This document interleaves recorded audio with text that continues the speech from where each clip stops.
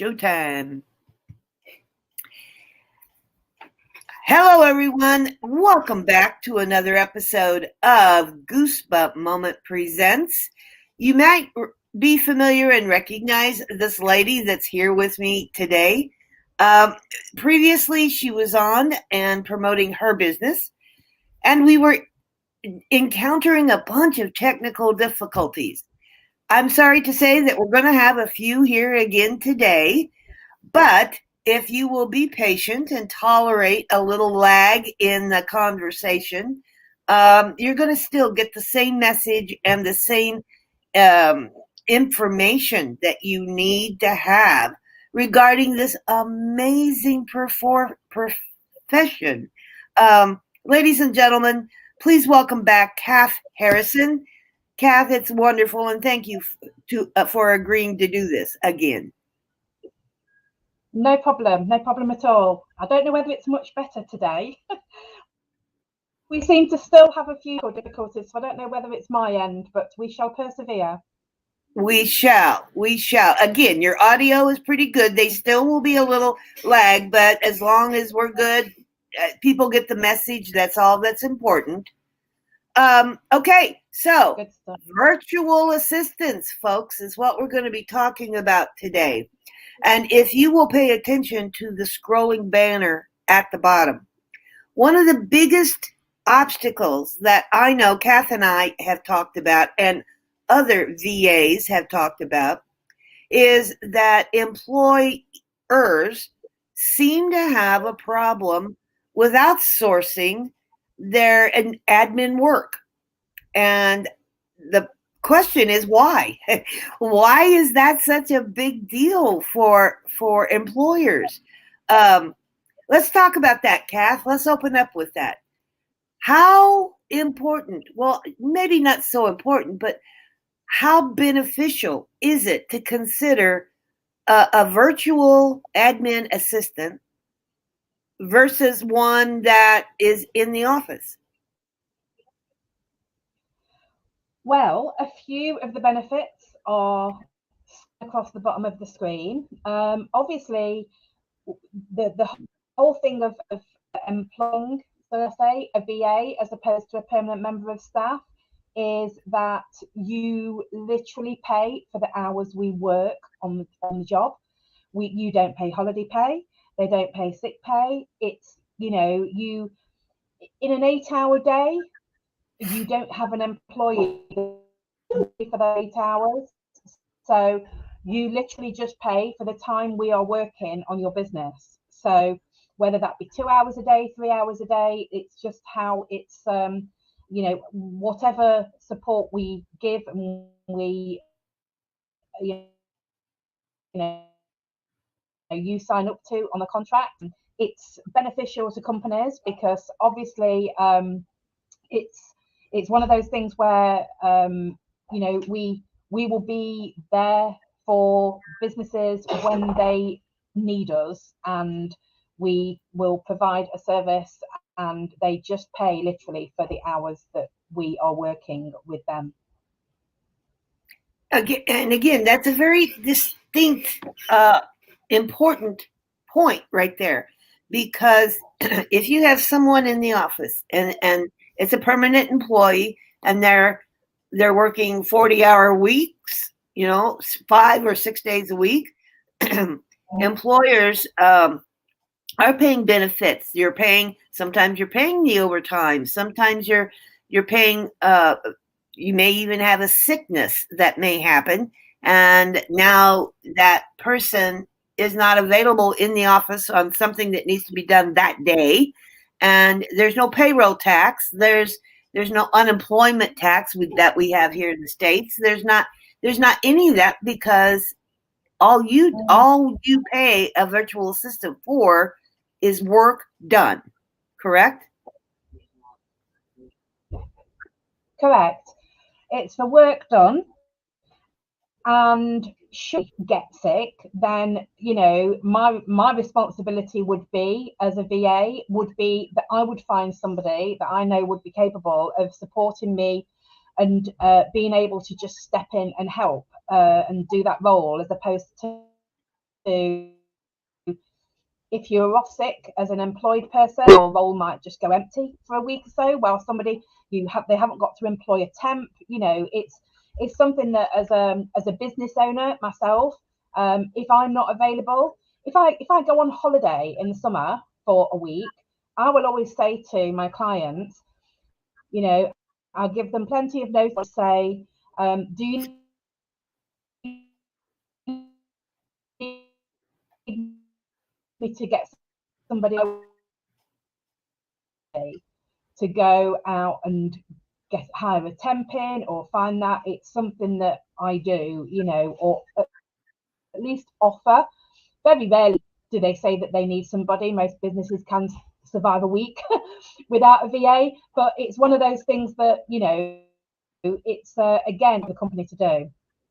Well, and again, Kath, here, and again, I am comparing apples and oranges a tad bit, because VAs are VAs no matter where they are. VAs actually have the ability to work all over, anywhere, any country, anytime, for any manner or any reason, But if an employee happens to be gone on holiday for a week, that office does survive a week without them. So what's the difference? If the VA wants to leave for a week on a holiday, the same thing applies to them. You're without that VA for a week.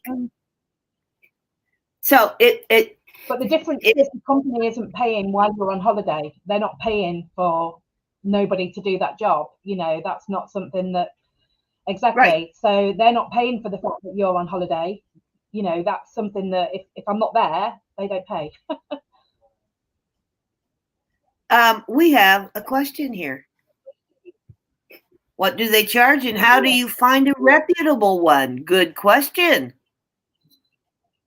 Okay, now that's an interesting question, and it'd be interesting to know whether the person that I can speak on behalf of the UK, and I know there may be some US, people who would watch this, but in the UK, firstly, VAs in the UK, the average, the Association of Private Virtual Assistants, the APVA, who it's always worth seeing if people are members of things like this, because then there's evidence there. You've got to kind of be a certain, at least to have worked in this kind of role for at least 5 years.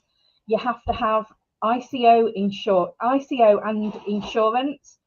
ICO is the Independent Commissioner's Office, which is something that every VA needs to have to say that we are compatible with the GDPR regulations, and we are fully aware of what our responsibilities towards GDPR, which is like the data protection, the data protection. And with regard to charges, the average cost in the UK for a VA is between £27 and £30 an hour. That is the VA. Okay, so that is the hourly rate, like the average hourly rate. Okay, you kind of cut out. Repeat what the average charge is. Sorry, the average charge in the UK is between £27 and £35 an hour. And the answer to how do you find a reputable one, there's a number of ways. There's a lot of reputable ones, and there is actually, which I can put up, I'll put up on the link, but there's actually a website that has got, like I said, the UK Association of Private Virtual Assistants, Professional Virtual Assistants, sorry. They have a website where they list them all. Also, your local chambers of commerce would have local ones. If you wanted somebody local, there's no reason why you would, but chambers of commerce.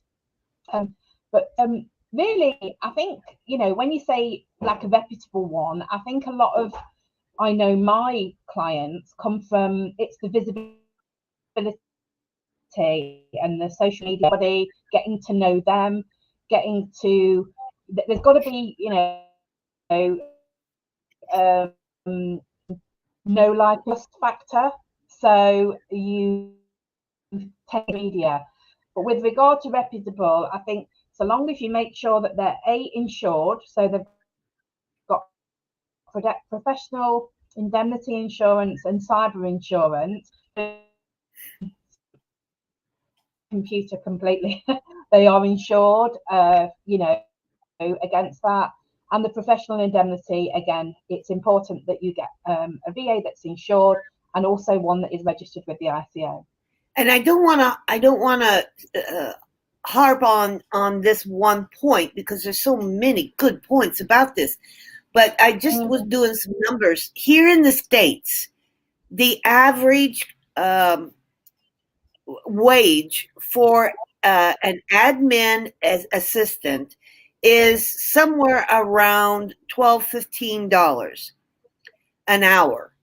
And I just plugged in $15 an hour times a 40-hour week, not hard math. That's $600 a week that admin is earning. If you hired a VA for 20 hours a week at $25 an hour, you're saving $100 because that comes out to $500 a week. So even though you got to understand the numbers, because even though that you're paying more per hour, that VA can get whatever it is you want done in less amount of time, and you're saving $100 a week or $400 a month on payroll. It really is a cost savings.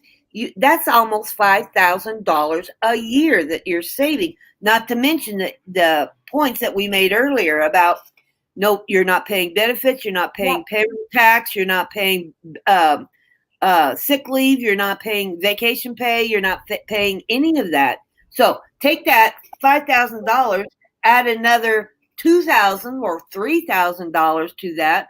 Look what you've saved in a year's time on one employee. It truly is important that people understand.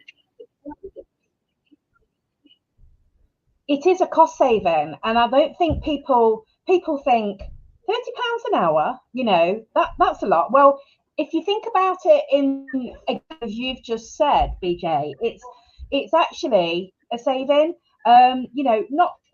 We've got all our own equipment. You don't have to buy laptops for us. Everything is provided by ourselves. And also, we've got our own office space. You're not paying for office space for us. All of the costs are, for an employee, whether it be, pension, benefits, healthcare, all the rest of it. None of that. It's just that one hourly cost that they are paying. So I think, it's definitely a cost saving, but it's trying to get that message across that it really is. Exactly. So, okay. So you touched on the latter half of this question, and I would like to go back and kind of jump on that a little bit more. They were asking, how do you find a reputable one? So let's talk about the word reputable.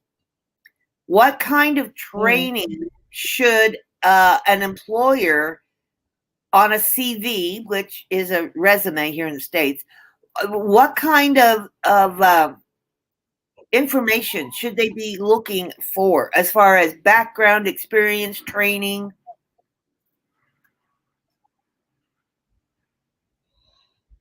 Okay, well, firstly, one of the big things that people will say is we are a business owner. So if somebody asks for a CV, you don't need to know what I was doing when I was 15 or 16.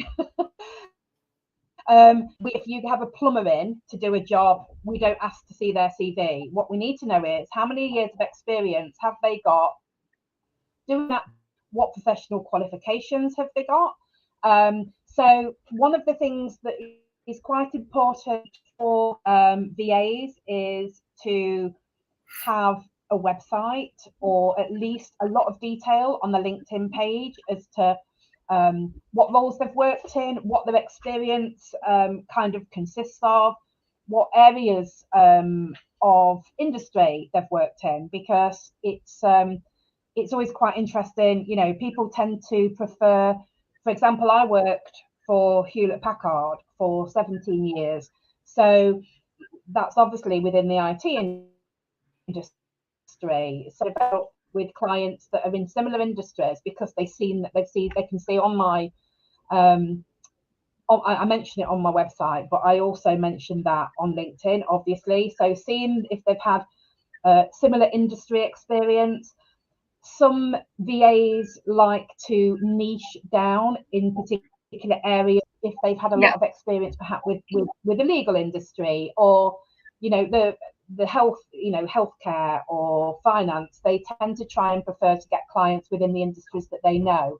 So that's also something that's worth looking at. If you would prefer somebody that knew like legal jargon, somebody that's worked in legal.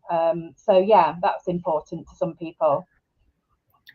Yeah, it really is. And again, because I know several VAs, not so much here in the States, I'm sad to say.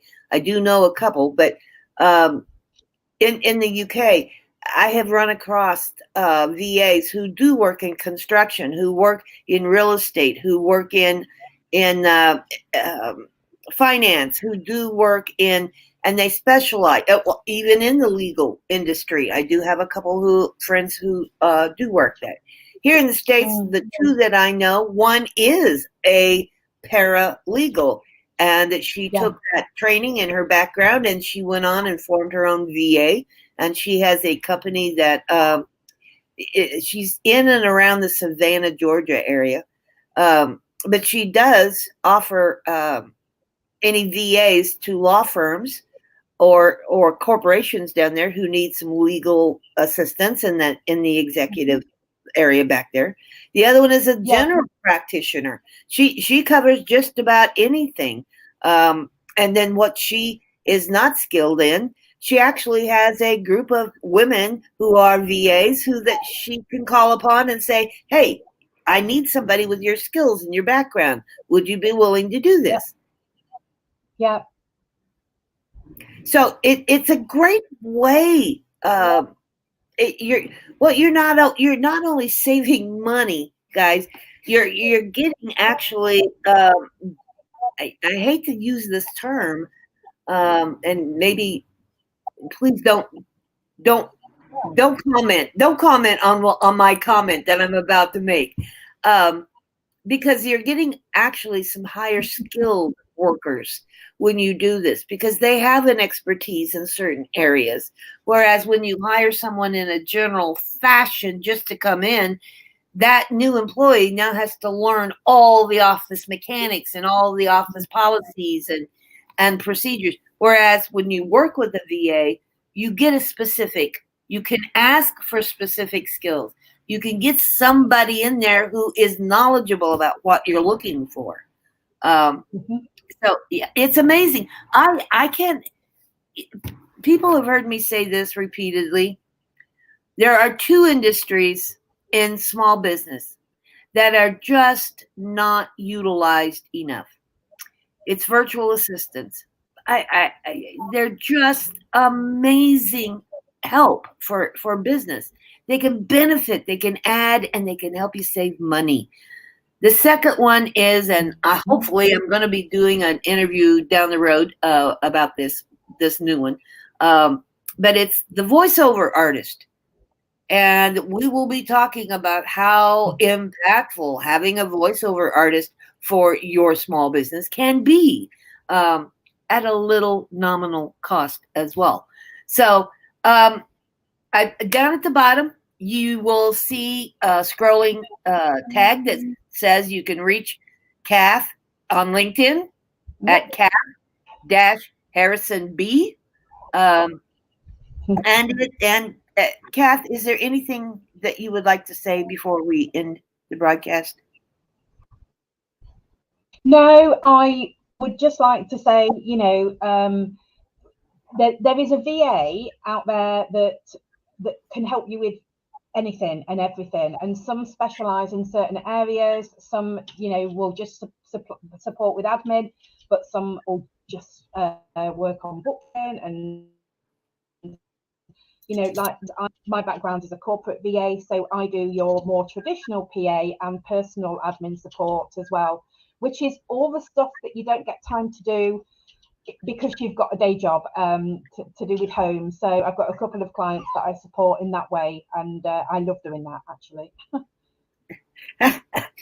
Okay, so anybody, please, if you want more information, reach out to Kath on LinkedIn, or even get a hold of me. You can find me on Facebook, and you can find me on LinkedIn as well, and I'll refer you over. I'll make an introduction to you with Kath, and please consider, even if you're kind of on the fence and you're not certain about how this could benefit you, have a conversation.